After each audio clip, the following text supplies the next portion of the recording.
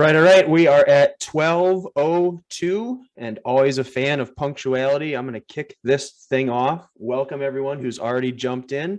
Assuredly, we will have some folks continuing to come on in to our Zoom call over this lunch hour as time goes on. But thank you all for your punctuality and for being here to hear about what is going on in our esports ecosystem.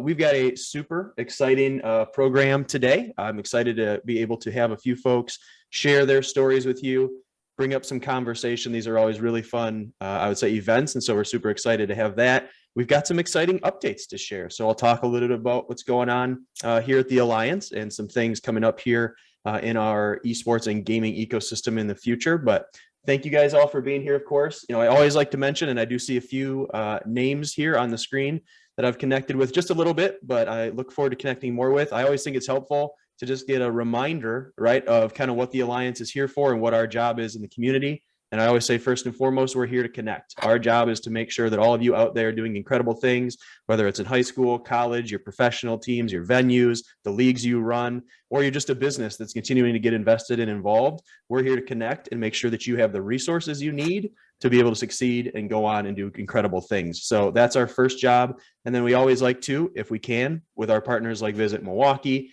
and others, the MMAC, work to kind of tell a really compelling story, both for Southern Wisconsin, Milwaukee, Madison, and so on, as well as the entire state, because we've got a lot of incredible things going on all across this great cheese state. So that's our mission. And of course, if there are any questions with that, please always reach out. We're always looking to connect, always looking to give people resources and access. Some updates from us, friends. It has been a fun first quarter, I'm going to tell you. Probably our best quarter as an organization. We're just coming up on 15 months since our inception. Biggest thing on that list is, of course, we had our Wisconsin Esports Summit. Many of the names on here I see were at that recently. Thank you for that. We had about 150 folks show up in total, 70 different organizations represented. An incredible amount of connection and communication occurred during that time. So we're incredibly grateful for everyone who was able to make that event. We are going to get a recap email out to the attendees with a nice little video and some other additional things coming up here soon. So thank you to Brandelier Creative, who's putting that together for us.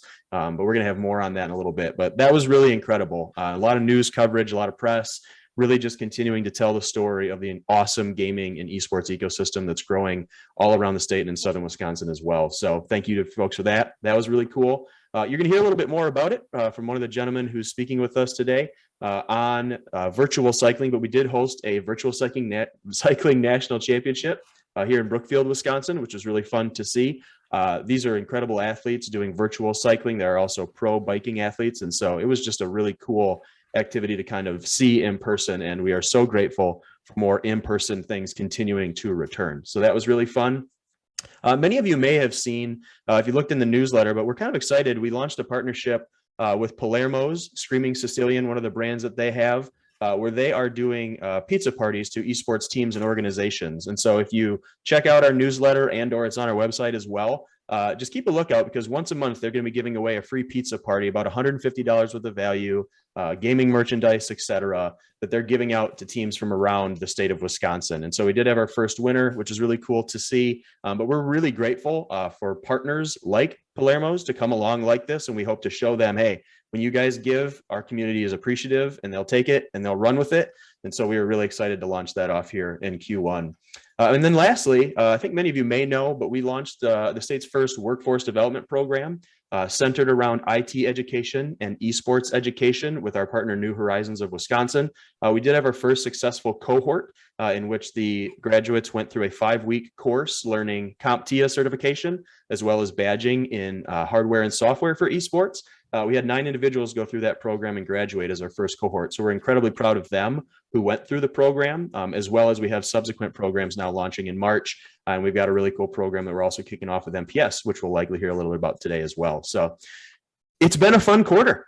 We've had a lot going on, a lot of good things, much made possible by the folks I'm seeing on the screen today. And so we're really excited here kind of going into the summer as we hope things continue to decline on the COVID front. And I'm hearing a lot more chatter about events and tournaments.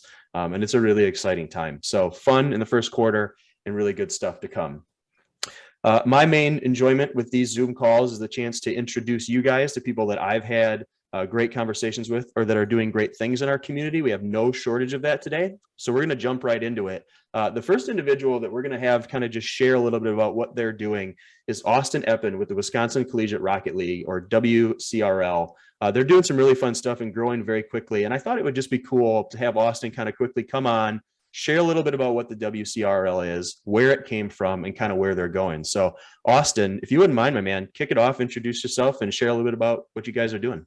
Yeah, thank you so much, Brandon, for having me. And thank you, everyone, for joining this conversation. I love everything that's been going on with Milwaukee Esports and Wisconsin Esports. I was at the summit and I had a blast. I know everyone there had a really good time. So thank you, Brandon, for setting that up. But WCRL, what is WCRL? So last semester, I am a college student and graduate student about to finish my degree at UWM. And I came up with the idea that, hey, there's professional level Rocket League players and there's really good college league Rocket League players, but there isn't enough community surrounding the other players who doesn't get like the spotlight on them. So I decided to connect up with Quentin at Whitewater. Randomly, we came across each other. We're like, hey, I have this really cool idea. And this idea started as a small snowball and kind of kept rolling and rolling and rolling. So I'm really excited to announce that we're in our second season. Last season, we had 26 teams. This season, we have over 31 teams. And I am just honestly blessed how much Wisconsin has been supporting our endeavor and growing as a team. WCRL's accomplishments and whatnot is thankful to, everyone who's been a part of us and who's helped us, whether it's Brandon, whether it's our sponsors at Forever Media, Jamar, huge shout out to him. Jamar is donating some money to a prize pool, which is awesome. Carthage is also helping us, some other people, JTV, and it's just this whole working together, just building up our community, which is awesome. We have a really interesting LAN tournament coming up April 30th at MSOE. We're going to have 16 teams that are going to be competing for the trophy, as you could see on the screen, which we're super excited to be able to give out to a team. We also have the MVP trophy given by Carthage, so we're super excited. As we grow as a community, our main goal is to make sure that everyone has a safe space to play Rocket League. We also want to help develop other teams. So I know R6 has kind of started off and we kind of want to help them too. And just showing that Wisconsin is a good place to have esports and it will be here to stay. So I think WCRL is super excited for what we are right now and what we're going to grow to be. Absolutely. And I think you named on a few of the people that have come alongside you, which has been a really exciting story, and shout out to Jamar and Joseph and that whole team, of course, and others. You mentioned some of the growth kind of that's been occurring. Is this kind of what you guys expected? Or, I mean, had you had any precedent to sort of what you anticipated? I know it's not just you, you've got a co-founder and a team of volunteers that are kind of working alongside this, but kind of talk about that progression and what it's been like. Hey, we start and we have an idea, to here we are X amount of months. I don't know that it's been a year yet. And here we are now. Kind of how has that felt and where do you see kind of that growing? Yeah, so interesting enough, we started and we put together a season in about 4 weeks. We weren't expecting much. We were just expecting maybe like 6-7 teams. Our first season, we had 26 teams come out, which is incredible. It's just mind-boggling how big and how fast WCRL is able to grow. And like I said before, it's because the community. It's not because, we're super special. Just like the community is coming together to create this awesome space. And like you said, it hasn't been a year and over. I would say we started like last almost November or September-ish.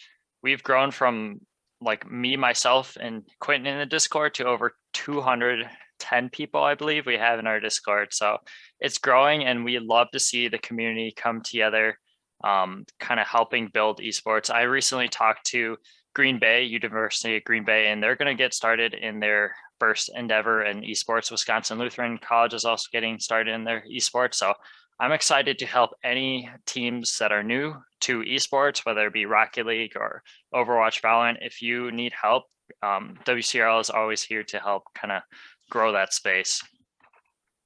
Yeah, absolutely. And so maybe on the Rocket League side of things, I've been super intrigued because it seems like obviously it's very popular. I know Mike Dahl from the Wisconsin High School Esports Association was saying today, in terms of popularity, it's one of the top ones. Maybe for folks that aren't as familiar with the title or as familiar as to why its popularity may be kind of growing so quickly, what type of description would you give it, and sort of why do you think that it's sort of where you guys chose to be intentional about a league and kind of focus on it specifically? Because there's some, like you mentioned, there are other titles and whatnot, but you're really kind of hitching your cart to that horse. Maybe why and how does it go for those that don't know? Yeah, so I did this basically because I love the game Rocket League. I've been playing it for 4 or 5 years, and it's kind of been growing in the scene of high school, like you talked about. Mike is doing a tremendous job with WISA and whatnot, but Rocket League's picked up its pace because it allows everyone to play. It's not a first-person shooter. It's pretty much where you drive cars around and you hit a ball into a goal. So it's kind of like car soccer, driving around trying to score, and it allows everyone to play. All you need is like a PlayStation, a computer, whatnot, a controller, keyboard, mouse, and you could pick it up easily. It's not huge, doesn't take a lot of time to recognize, how to play it, but there is definitely that skill gap in it. So it allows, kids, parents, if you see your kid playing like different games and then they come to Rocket League, it's like a friendly kid game in a sense. So it allows everyone to play, which we've seen the growth in WISA and especially in WCRL. For sure. So a year from today, I'll put you on the spot for a projection, right? But I think you're in season 2, if I'm not mistaken. But Yes, a year correct. from today, what would you, in the best case scenario, feel has evolved for the WCRL? And maybe because we do have a very receptive community of people who have interest in this all succeeding, what might be things that you would need or that you feel would be the most helpful to kind of that vision? Yeah, I think in a year from now, definitely working alongside WISA, we'll kind of get that collaboration going. But also, if any type of sponsorship allowing for kids to have scholarship prize pools. We've seen in different leagues, Rocket Leagues, Collegiate League, they have some big prize pools. But even here in the state, a couple $100, $5, $10 goes a long way to a college student. So realizing sponsorships do come a long way. We appreciate everyone who has sponsored us so far. And in the next year, we kind of hope to see how WCRL can impact people positively. And, on the side, if there comes scholarship money, that's awesome that we would love to support. Very cool. And did you already, and forgive me if I missed it, did you already speak to your April 30th event? Because you guys have kind of that cool thing coming up at NFSOE. Maybe we'll end on that just so folks can make sure if they want to attend or get involved. That's kind of a cool thing you've got going, right? Yeah. So April 30th at MSOE at the Kern Center. If any of you guys want to reach out to me, I can post my Discord in the chat. But as of right now, there'll be top 16 teams from our 31 teams that are in the league are going to be playing for the prize pool of $300 given by our sponsors. This awesome trophy that we picked up yesterday. I was super excited to pick it up.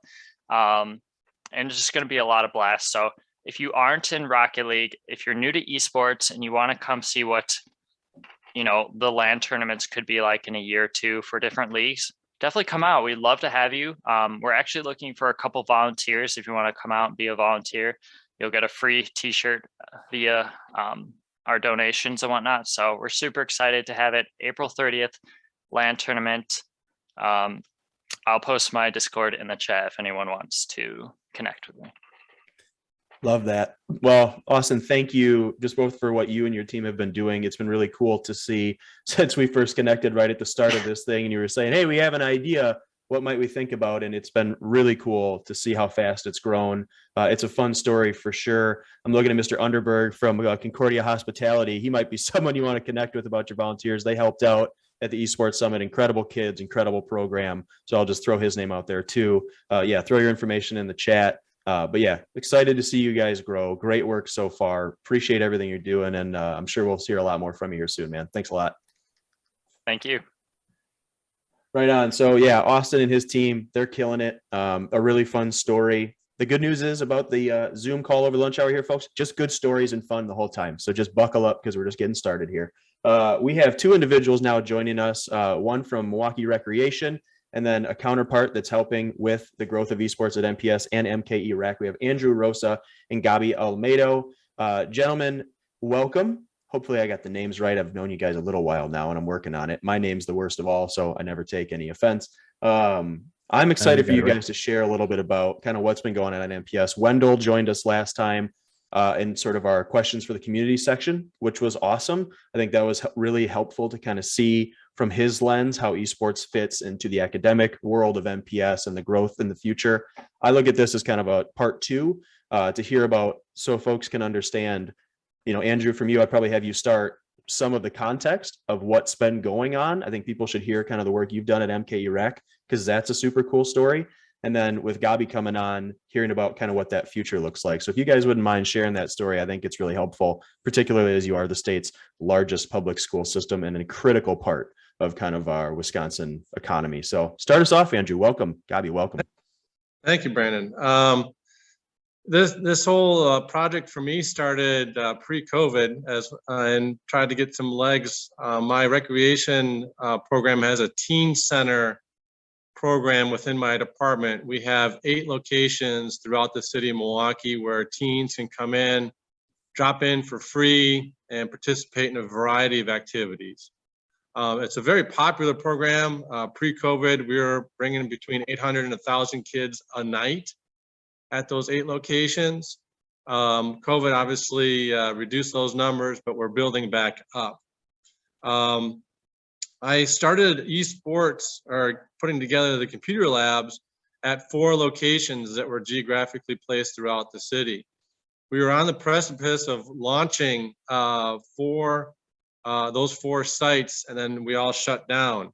And really the teen center emphasis was I wanted to have it open to the community. Any kid, regardless of if they attended MPS school or not, had an opportunity to come in and play. So right now in those labs, we have Rocket League, 2K, and Madden all available for those kids. Over COVID, the school district really put forth a huge initiative to re-engage the student.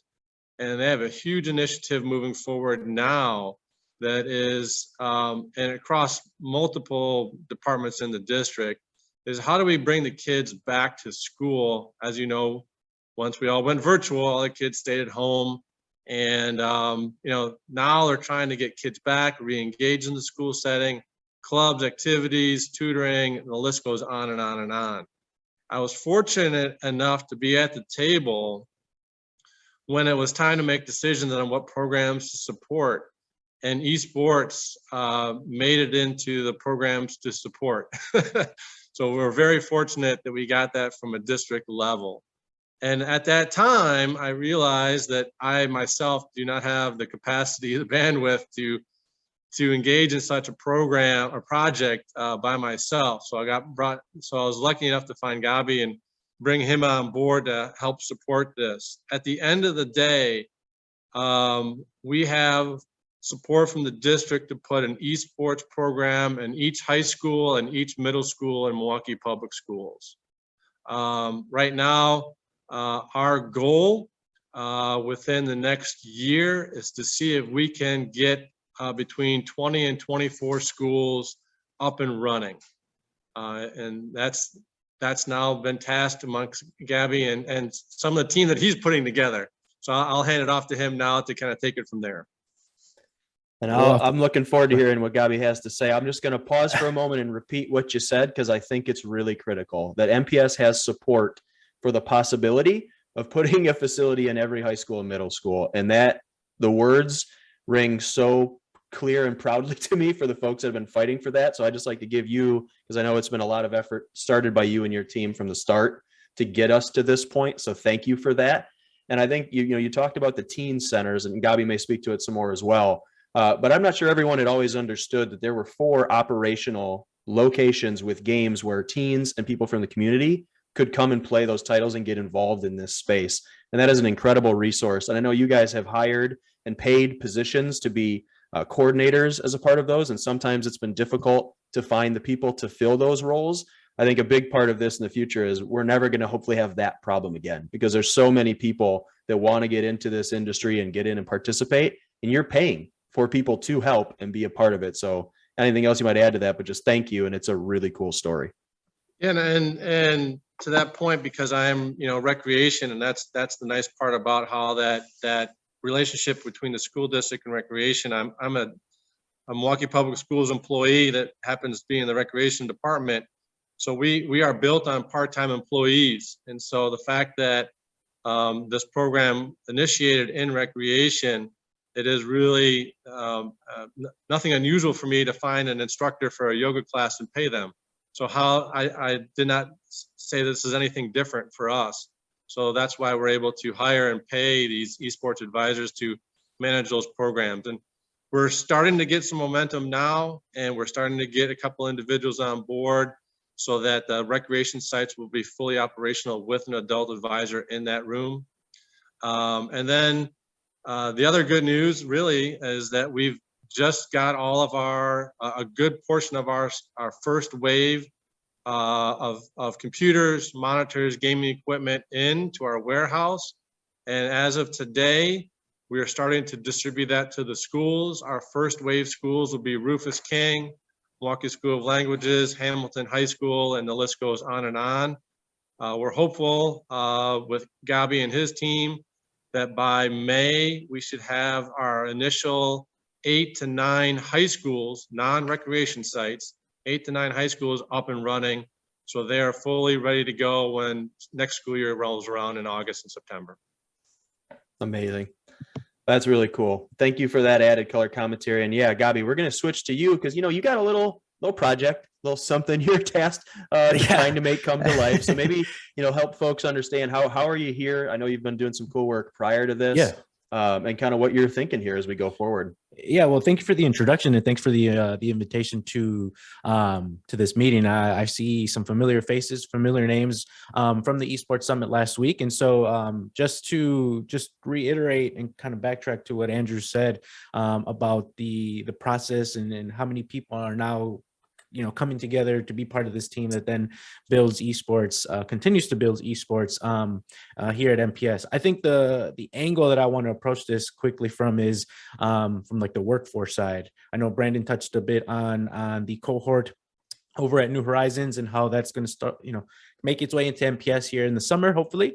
But from that angle, I came from the esports content creation side.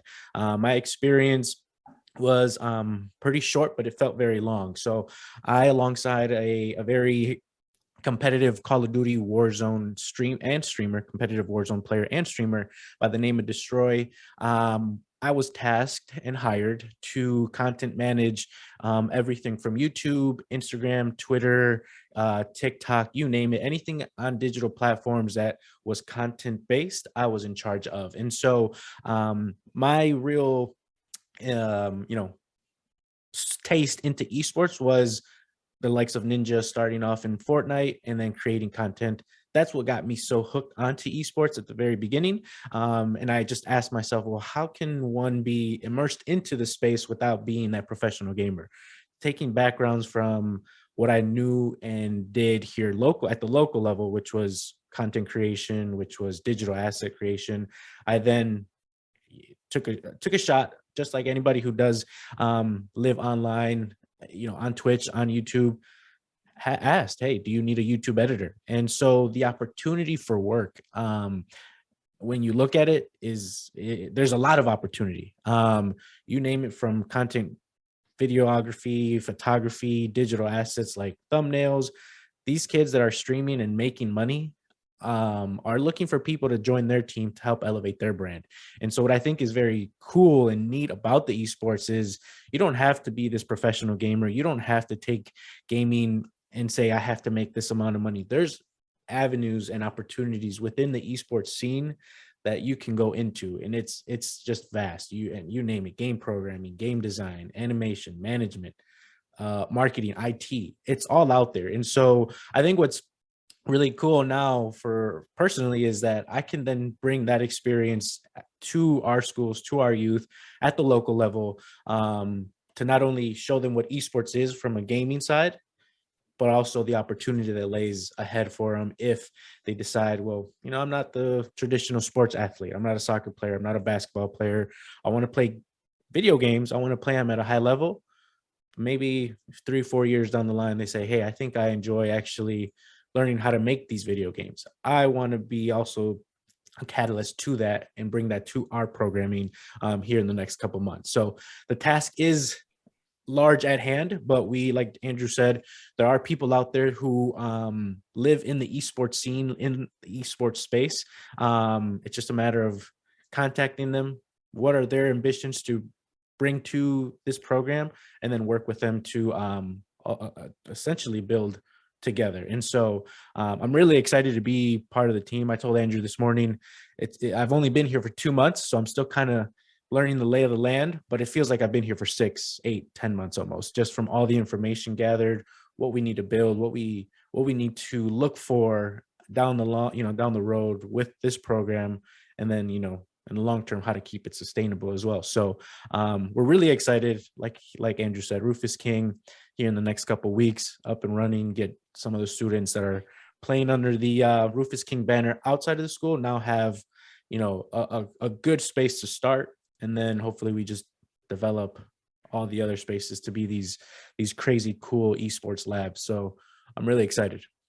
Yeah, man. No, it's thank you for sharing that. And I'll give you, both you and your team, a compliment in that, it isn't always about the wins and losses, right? When we talk about instituting esports into MPS and, the opportunity that exists there, Andrew touched on some of what the genesis for that was, right? Bringing students back into continuing to get an education is really critical. And I really appreciate the way that you're speaking to sort of the general hope that what the program will bring is career development, talent pipeline, opportunity to expand one's horizons. Like, those are all really, really cool things. And I think for those, and I see some names on here that I know are not esports industry endemic, these are the things that I think are so important to continue to evangelize, that, the people at the heart of this understand that the games are played and winning and losing is important to the athletes, but surrounding it is the academic portion, is the career development, is the personal development. It's that environment that's important to kind of mention. So thank you for what you and your team are doing. It's an incredible development. I saw a number of people in the chat kind of asking questions, so feel free to jump in there too, just kind of as time goes along, because of course there's going to be a lot of interest in this, but we're excited for you. The community, I know that we will, and I can speak for others, will continue to come alongside and support however we can, because we all know it's really important. So appreciate you fellas being on today, sharing that story, and excited for more to come here in the future. Thank you, Brendan. Appreciate it. Awesome. I did see my friend moving along to our questions for the community section. Eric Hill popped on. I'm stoked for you guys to hear about this. As I mentioned, we hosted the first virtual racing in-person championship here earlier in February in Brookfield. The gentleman who's going to speak to you, Eric Hill, is the founder of Project Echelon and the Echelon Racing League. I know he's in his car, so I'm hoping he'll be able to I think his audio's on. So Eric, can you hear me, my friend? Can you hear me, Brandon? You're coming through brilliantly. So we're gonna have Eric just probably talk for a couple minutes about some of the story for how this began, because it's really critical. And then the reason that we have him in our questions for the community section is the Echelon Racing League, the digital component of his organization, is growing really fast. And virtual racing is a really quickly growing segment. And I think that we are blessed to have him form this organization out of Waukesha, Wisconsin. It has international implications already today. And so I just thought this was something that I feel like I'd love our community to hear about, because it may be able to point out some things where they can grow, some things where we can come around to support them. So appreciate you being here, Eric, and maybe just kind of start folks off with a little bit of the story and then kind of where you're going.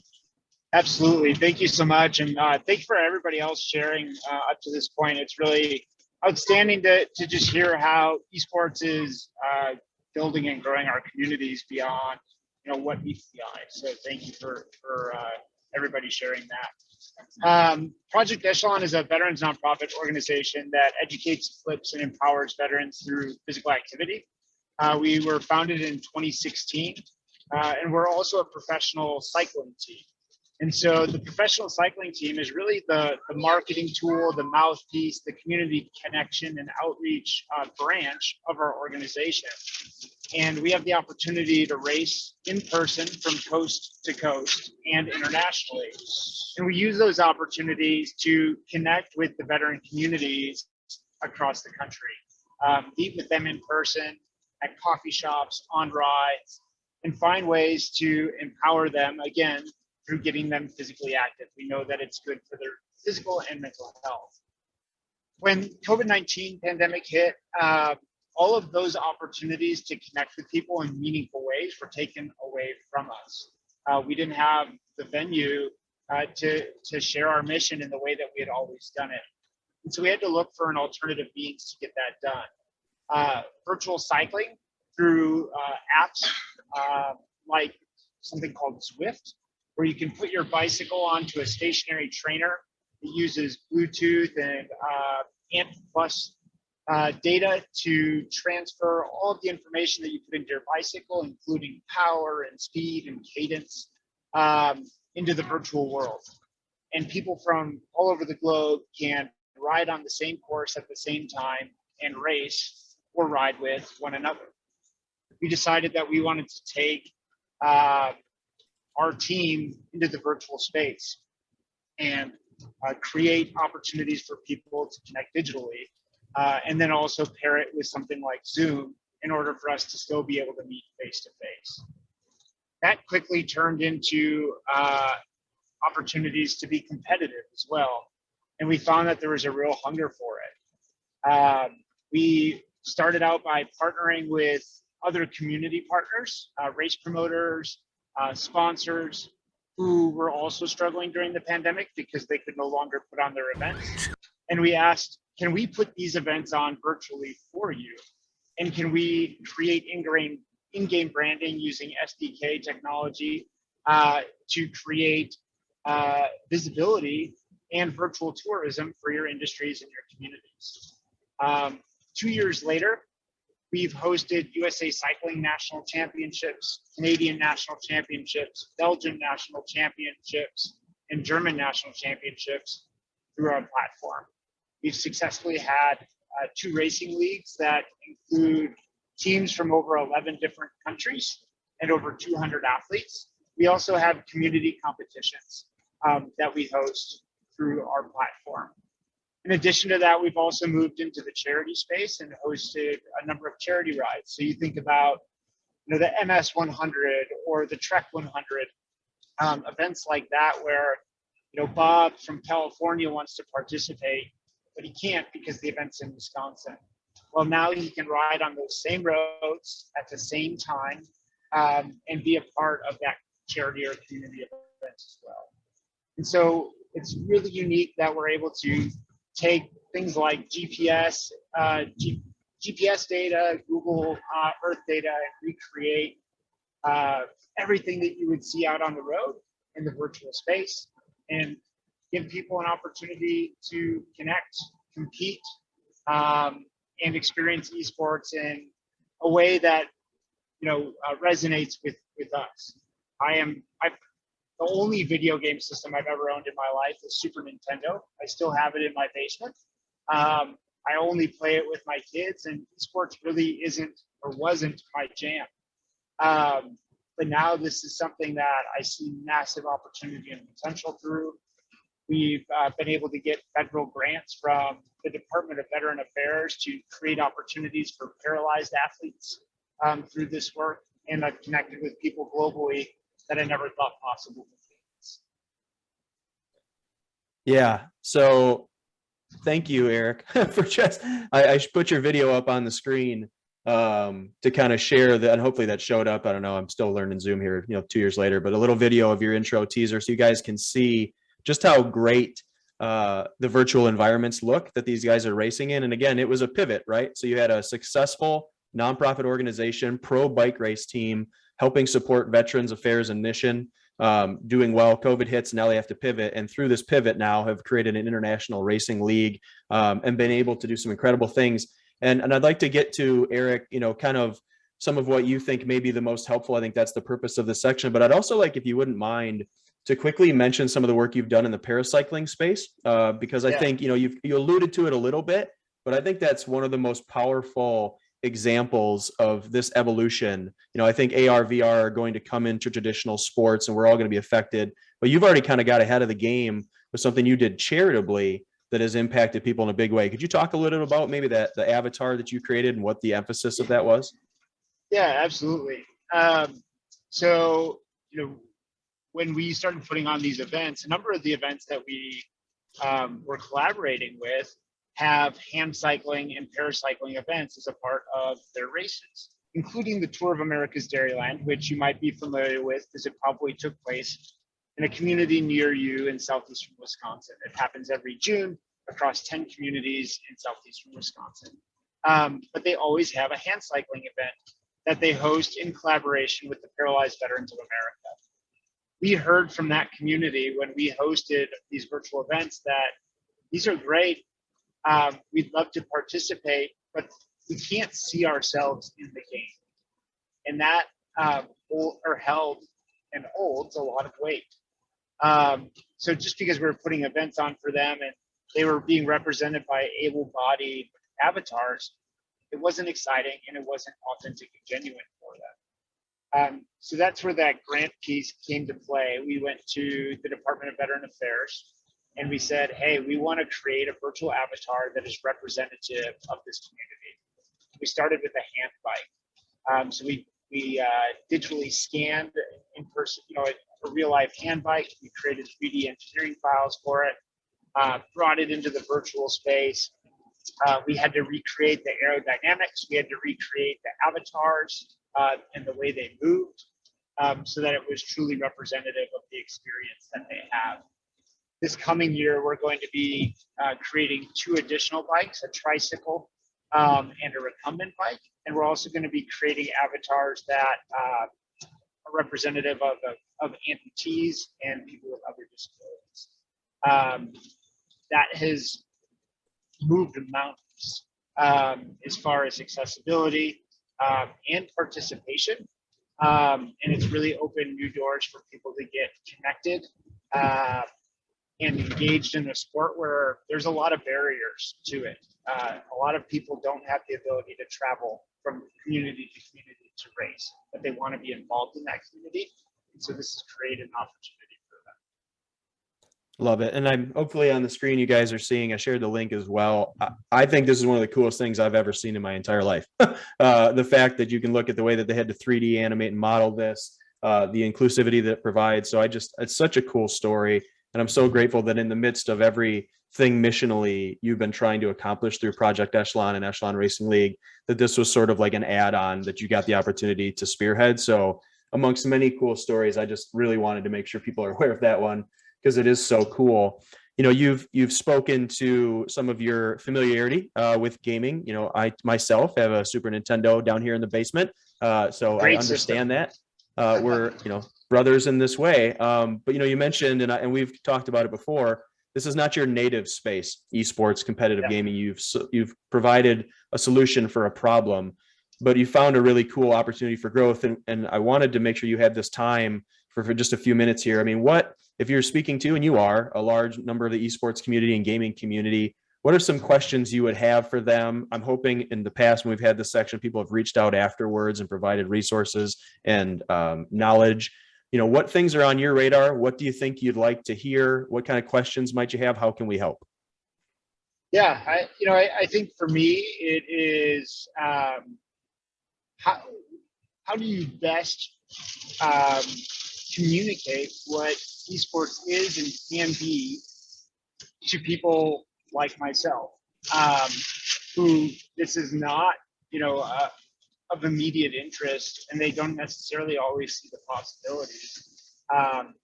Even as I was developing this experience, I was kind of reluctant and hesitant until probably the completion of the first year and saw what we really accomplished. So what has allowed you to be successful in bringing new people in that aren't already fans of esports? That's a good one. I'm thinking we've got, like Jamar at Forever that I'm sure could probably help as that question, because I know they do a lot of exposure for that type of stuff. So he might come to mind. But yeah, just to repeat the question as I heard it, right? So you're in a cycling space that's unfamiliar with esports. How do we evangelize what it is and what the opportunity is? Is that a fair summary of kind of one point of emphasis? Yeah, I would agree. Okay. And I know in the past too, I mean, speak to a little bit, you've had a fair amount of viewers, you've had a pretty good following of people that are dedicated to the growth of this space.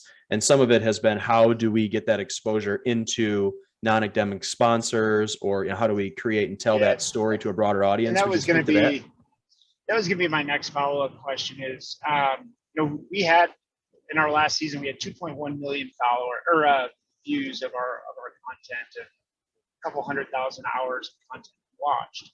We worked with Amon Green and ESTV to host our content, including Facebook Live and Twitch. Twitch, I still don't understand how to build a following in, so that may be someplace that somebody can help as well. But that arena is really only understood well by people already in esports. How do we reach non-endemic sponsors and bring them in to show them the possibility that's there and to get behind it as funders to this, for this type of work? Yep. No, I love it. So yeah, those are just a few of the things I think, and I appreciate you sharing those questions.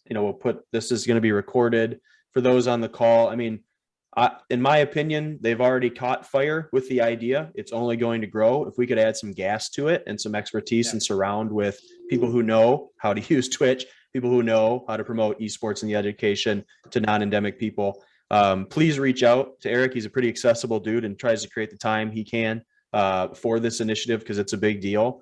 But again, I'll just say thank you, Eric. Thanks for taking some time. I'm sure you're out with the kids doing the spring break thing, so I appreciate taking a couple minutes to come through, share the story, and just keep up the good work, man, because it's incredible to have seen where you are from where you started. Yeah, no, thank you for the opportunity. And I actually had one more question that I want to throw out is, I've seen these massive esports tournaments and leagues, and I'm wondering, how does non-traditional esports game like the Echelon Racing League, Racing to Bikes, how do we get involved in something like that? How do we become, front facing with an organization of that caliber?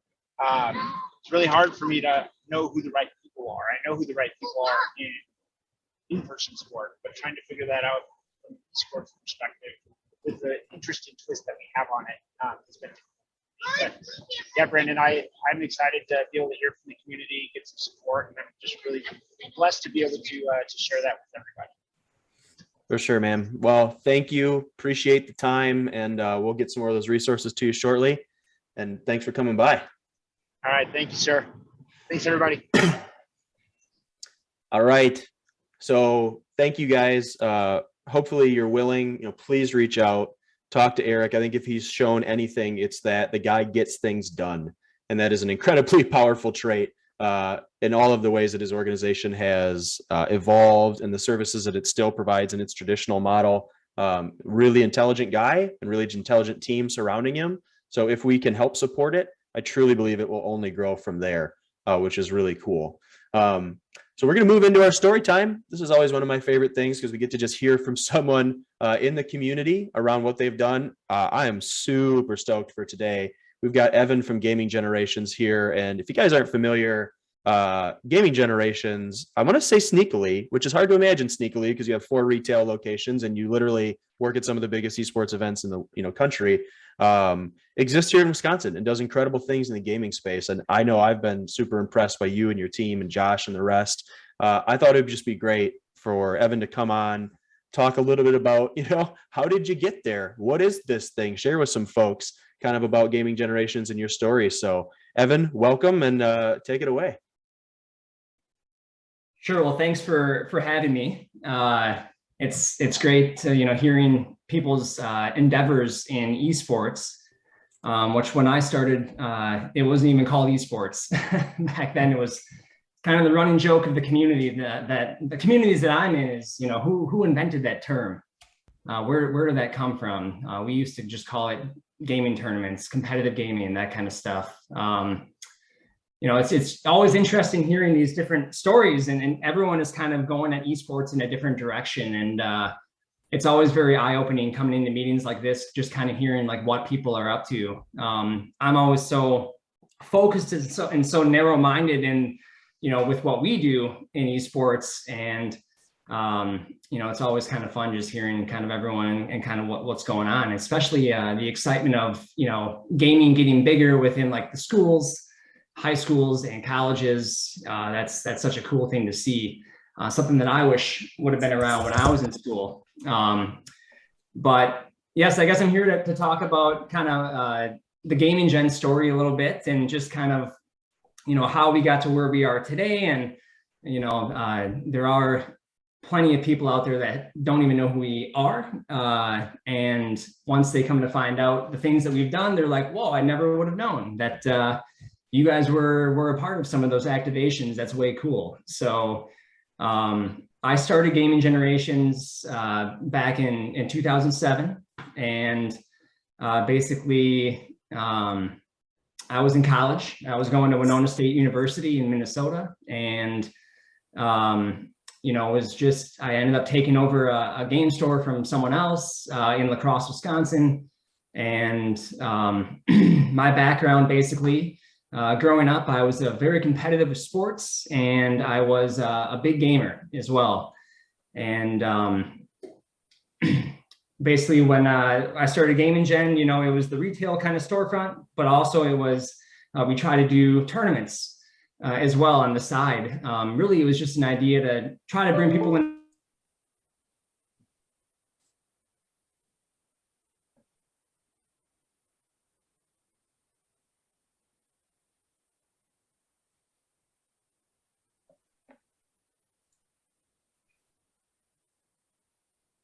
Oh man, we were doing so good the whole time.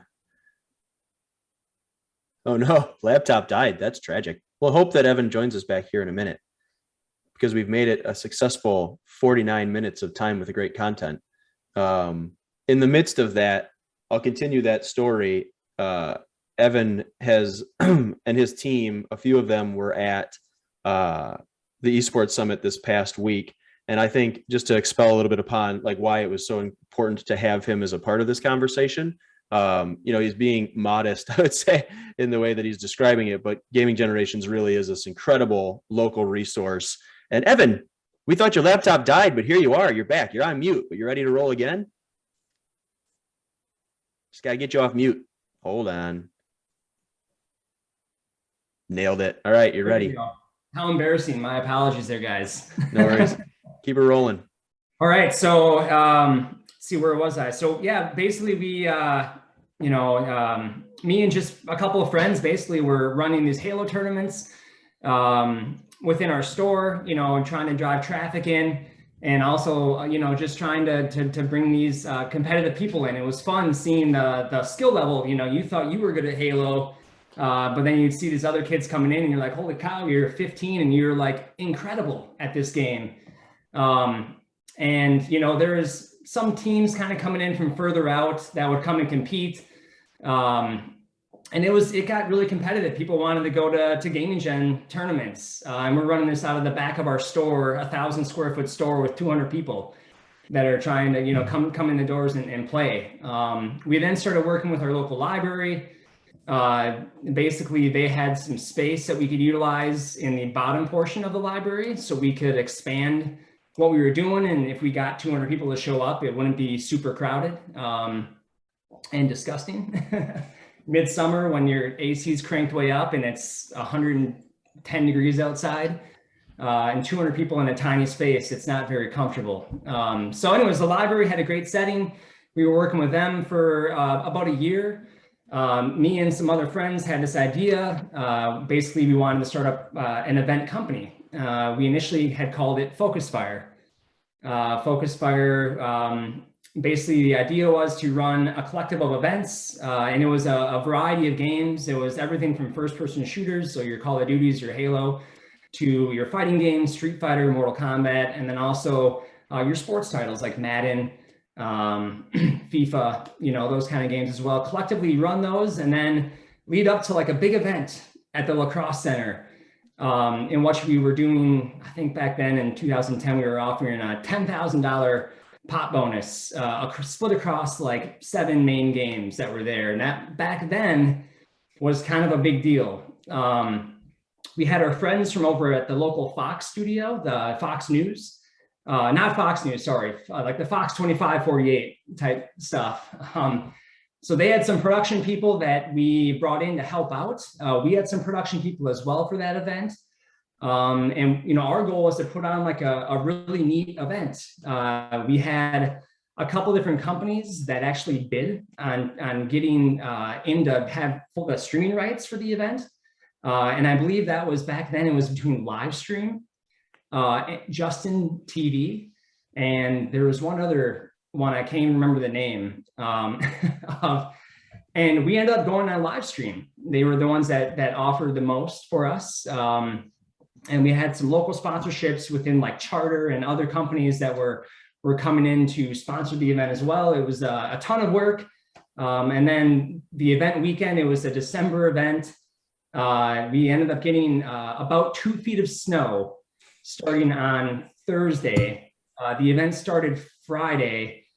So if you weren't in town for that event on Thursday, all interstates were closed. Flights were 100% canceled throughout the course of the weekend, basically.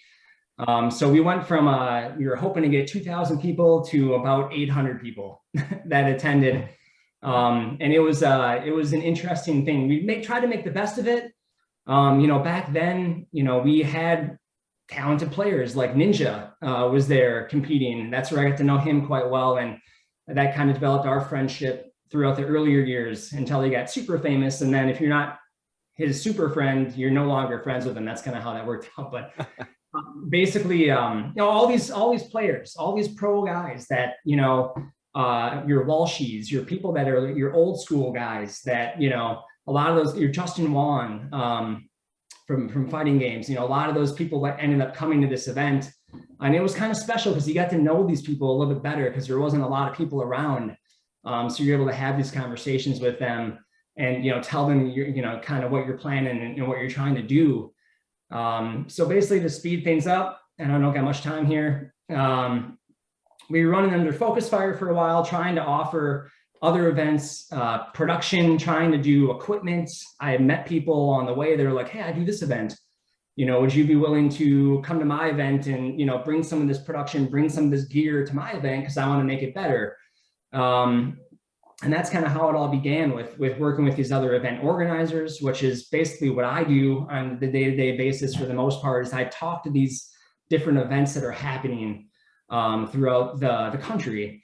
And basically we try to help develop with them like better ideas for their event, better branding for their event, just all different kinds of things get thrown out there. What should I do with my streaming rights? Who should I sell this to? Who should I, are there any publishers that want to promote? I've got a lot of friends in the industry that work for different publishers that, we try to help connect these people also with sponsorships, Astro, different companies that are doing sponsorships for these events, always trying to link these people together and try to, collectively kind of do something as a whole. So over the years, that's just kind of, what we've came into. And, it wasn't easy.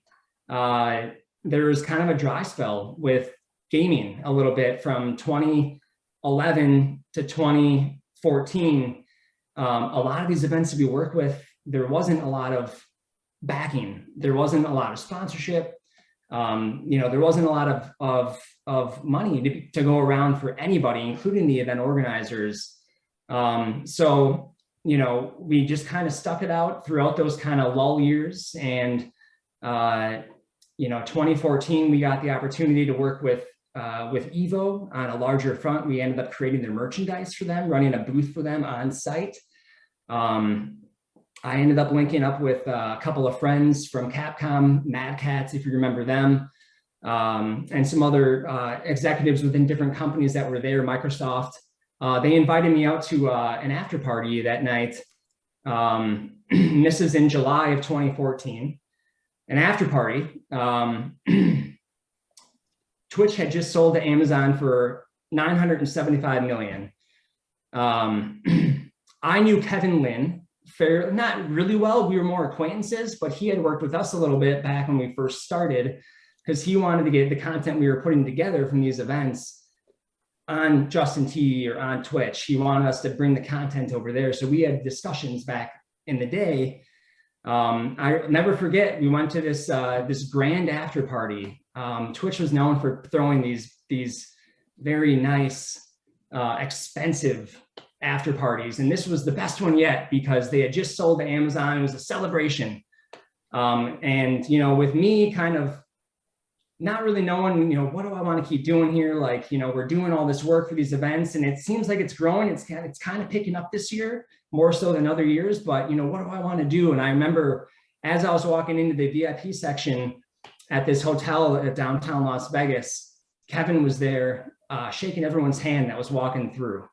And he shook my hand and he's like, "Oh, Evan with Focus Fire." I'm like, "Yeah, Focus Fire. I'm with Gaming Gen now. We kind of changed what we're doing." And he was like, he's like, "You guys are doing some great things. You should keep pushing, keep doing this kind of stuff because gaming, as you know, is getting big and this competitive gaming is getting huge. So you should keep pushing."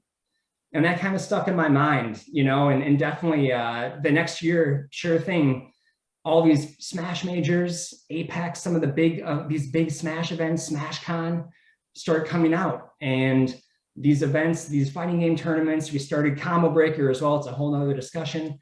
2015 was kind of like the year where everything just started to take off. And these event organizers, people, they were able to get sponsorships. They were able to kind of start doing things. The viewership was starting to get noticed.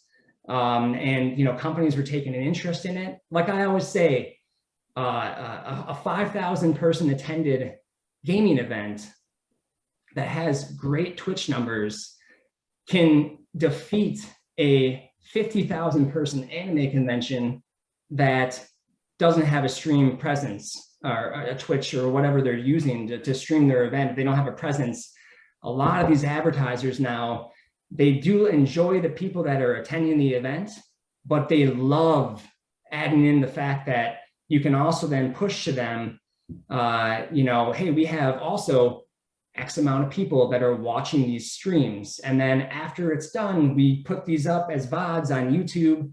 And, you have all of these additional views over here as well.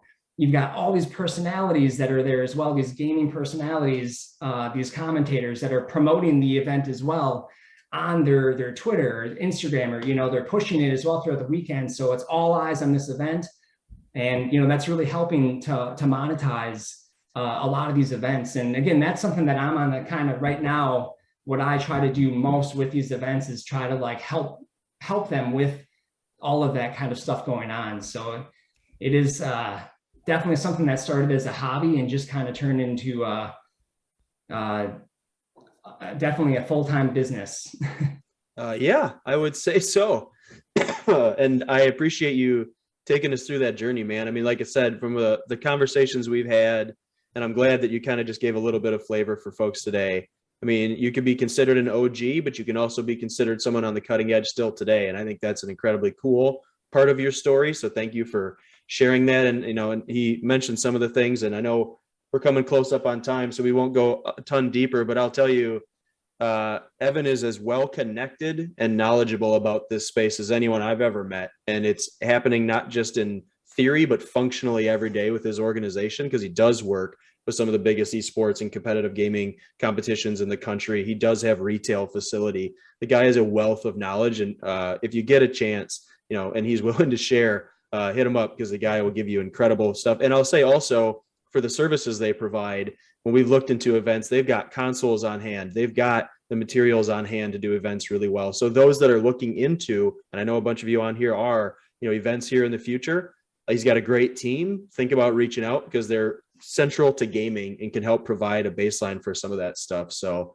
Evan, thank you, man. Thank you for sharing. Thank you for being here. I know you're a busy guy, but we're really appreciative of what you and your team across the state are doing at Gaming Generations. and looking forward to more from you and the team as we go forward. So appreciate it. Thanks for having me. All right, friends, that brings us, and I know we're right at time. Thank you guys for being here. This was a lot of fun as always. I'm super grateful for everyone stopping by. We've got some great events coming up. Midwest Gaming Classic, WCRL has their LAN event. I mean, I saw Jordan on here. I know Tier 1's got stuff consistently. Great things are going on in the community. Keep an eye out for our newsletter, which will come out on the 1st of the month. We'll have a recap video for the Esports Summit. And we'll also be able to show you some of those events that are upcoming and also just the great news going around the community. So appreciate you guys all being here. Have a great rest of the day.